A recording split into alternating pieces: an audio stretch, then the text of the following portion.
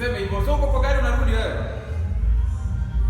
Bwana, hao watu bado walikuwa kwa negotiation. Kuna venye wako wanaelewana. Unaona ile side nyingine, kuna venye wengine walikuwa wanaongelea mambo na 20 na 80, kuna wengine walikuwa wanaongelea 50. Kumaanisha bado waelewani. So in short, bado mgoni inaendelea bado.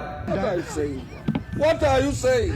What is he saying? Sawa, nataka kuwatch news. Acha tu kidogo. Acha hebu acha